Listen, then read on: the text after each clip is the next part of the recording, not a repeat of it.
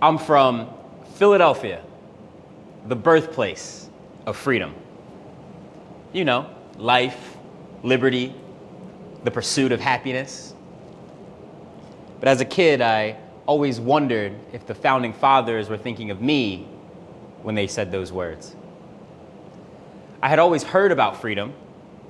I'd even seen it on TV, but I never saw it realized by the people closest to me. My father never saw it. As I speak to you today, he's now spent more of his life behind bars than he has spent at home with agency over his body. My mother never saw it. I'm so proud of her progress, but my earliest memories of her take me back to abandoned buildings where her and her friends would escape to use drugs. And since then, she's rarely had agency over her mind. I don't share this part of my story because I think it's special. In fact, I share this part of my story because I know that it isn't. In Philadelphia and cities all across the country, there are millions of young people whose stories started out just like mine. As James Baldwin would say, you think your pain and your heartbreak are so unprecedented in the history of the world, and then you read. And as a kid, I read a lot. So no, my story, at least the beginning of it, it isn't special.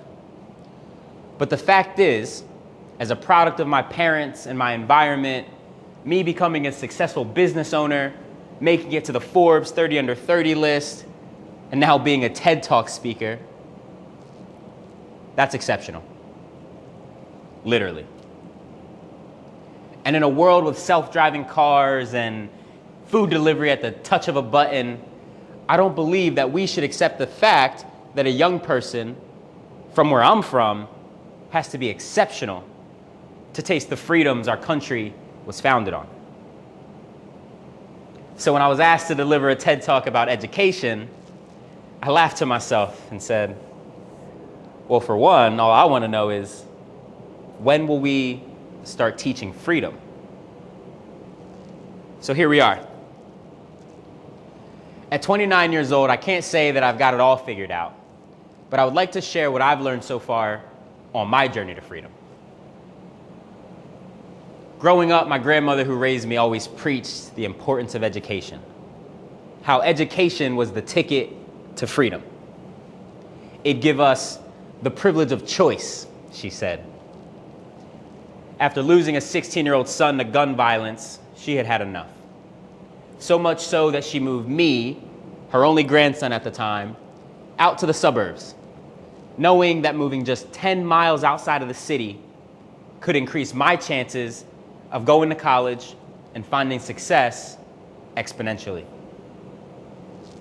So, I enroll in a new school, and she has me tested for the gifted program, an individualized education program for students who are found to have an IQ of 130 or above.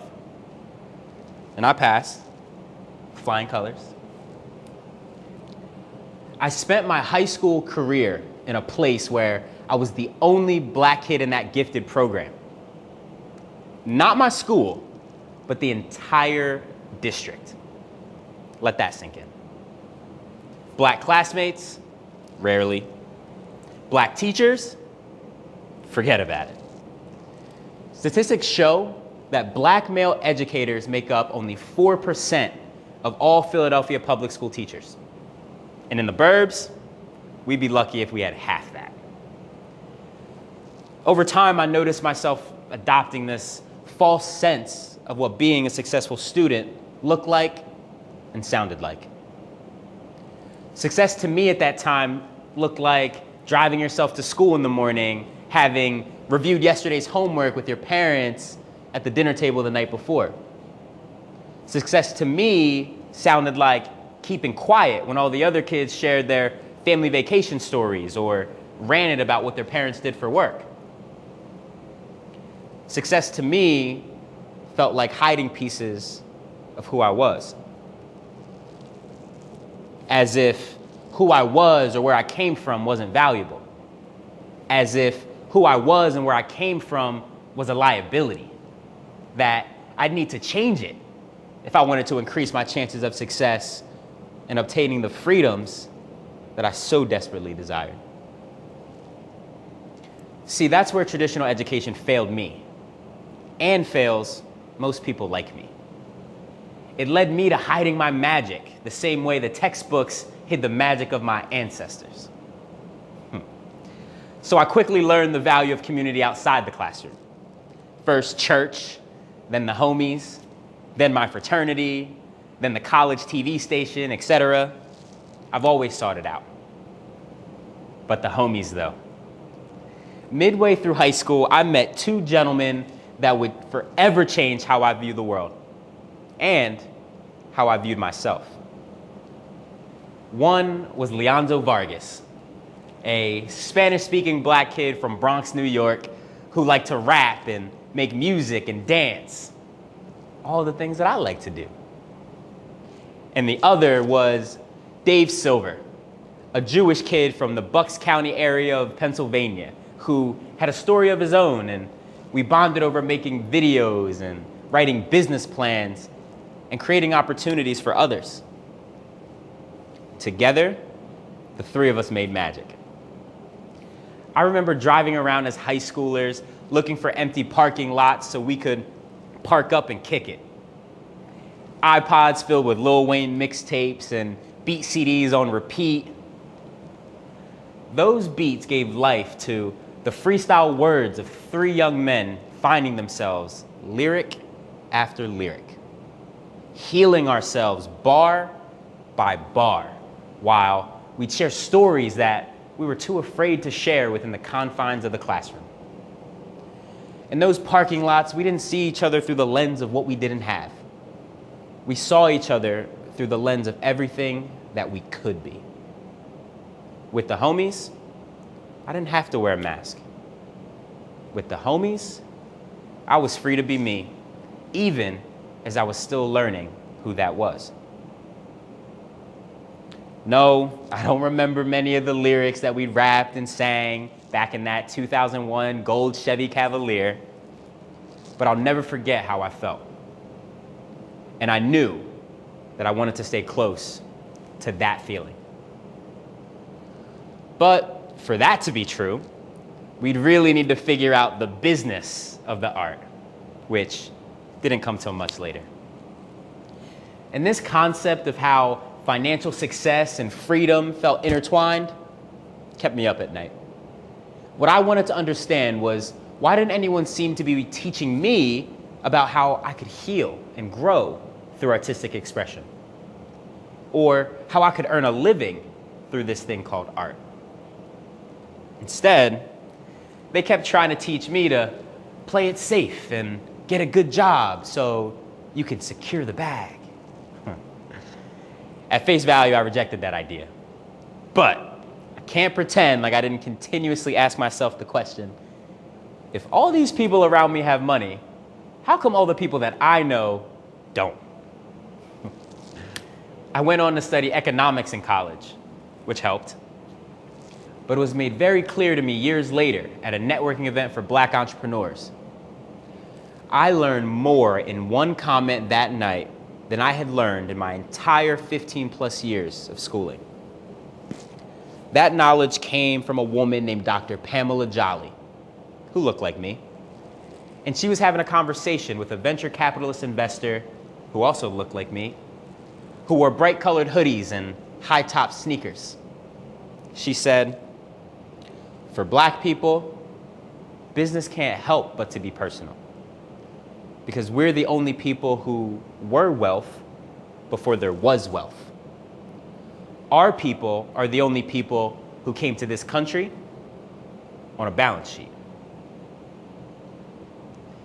In that moment, everything became clear. The reality of my parents, my public school education, what I was taught, what I wasn't taught, they were all by design. Life, liberty, and the pursuit of happiness, nah, I no longer had to wonder. The founding fathers weren't thinking of me when they made that promise. But the creative in me knew that if I was intentional enough, I could design a life of freedom.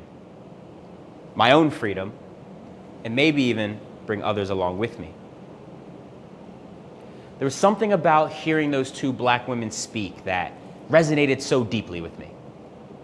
Because they existed, I felt validated. Hearing them go on to share more of their stories not only helped me come to terms with my own story, but it also helped me understand its value. I realized that my story wasn't a liability. It was actually my greatest asset. Which brings me to my first lesson on freedom. Lesson number 1, freedom requires representation. It's hard to be what you can't see. After college, I was ready to go figure out the music industry. Still a lover of art and business and creating opportunity, I started my first company throwing concerts and creating content for independent artists in the city. We started in dive bars, packing out rooms of any venue that would give us a shot. At one point, we were throwing 5 events a week. #the grind.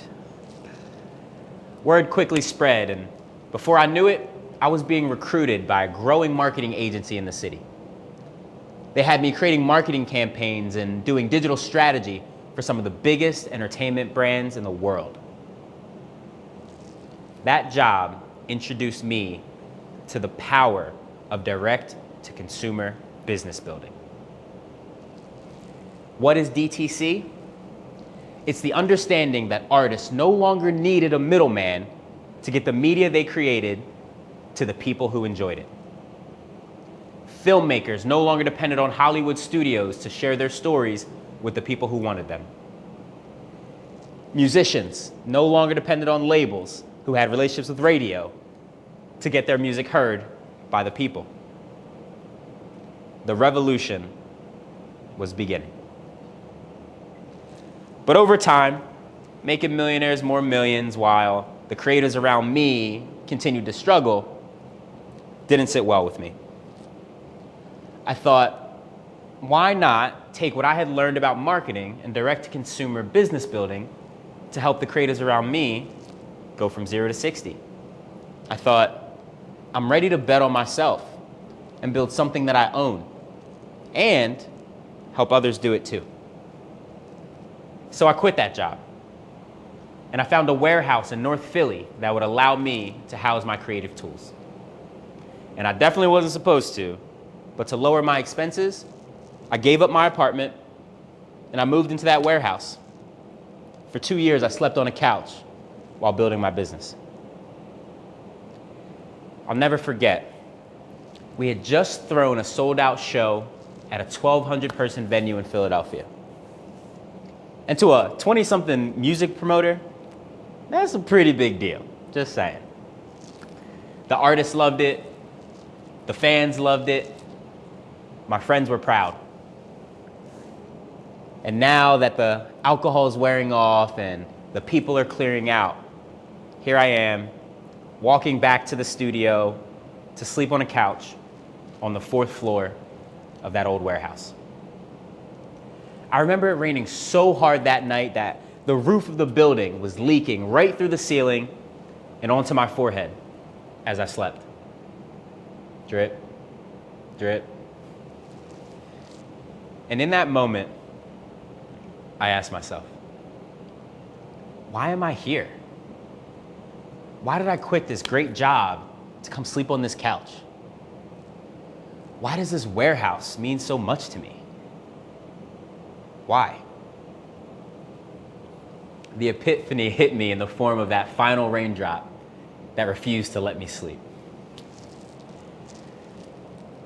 That's when I realized in that moment what it all meant. Space. Those 4 walls and the people I shared them with provided me something that I had been chasing for my entire life. Space to be me. And space to be free. That space had everything we needed and none of the distractions that we didn't. We had our creative tools to express ourselves and collaborate freely with clients. We had Wi-Fi and YouTube University to program ourselves to be the entrepreneurs we wanted to be. And we had a couch, which in the waking hours of the morning acted as a co-working space where me and my homie Leonzo would exchange ideas about what we were learning.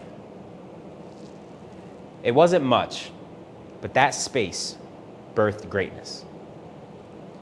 In the spring of 2015, a 19-year-old Ben Thomas found us and found that space. Ben was brilliant.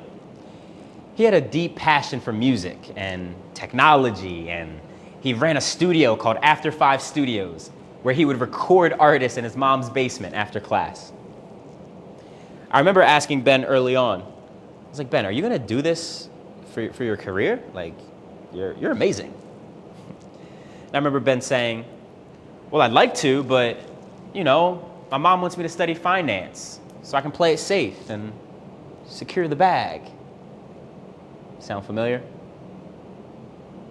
And that's what Ben did. Until he couldn't take it anymore and eventually quit finance. Ben hung around the warehouse because for one of the first times, he saw people who believed in his talent, who looked like him, who had big visions of their own, and were crazy enough to chase their dreams. Today, at age 24, Ben is a Grammy-nominated recording engineer, and he's worked with artists like Jasmine Sullivan, Post Malone, and Lil Uzi Vert, just to name a few. Lesson number 2, freedom requires community. Or as we say at Rec, independent doesn't mean alone. So next the question became, what if every creative had access to a space like this, and conversations like these, and a community of like-minded people? What would be possible then?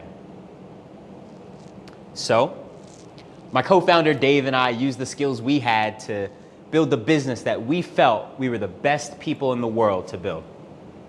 We saw the world differently, so we built a new model right at the intersection of business and creativity, at the intersection of culture and commerce. And we did it to serve the creatives who were just like us. And that's when Rec, Resources for Every Creator, was born. We created a platform for creative people to do more of what they love. And we do that by connecting them to the resources, the strategies, and the community to build businesses around their passions. Turns out, it's exactly what we all needed. Rec has now grown from that 600 square foot room in that warehouse to now a 10,000 square foot creative space in Center City, Philadelphia, serving over 1,000 active members.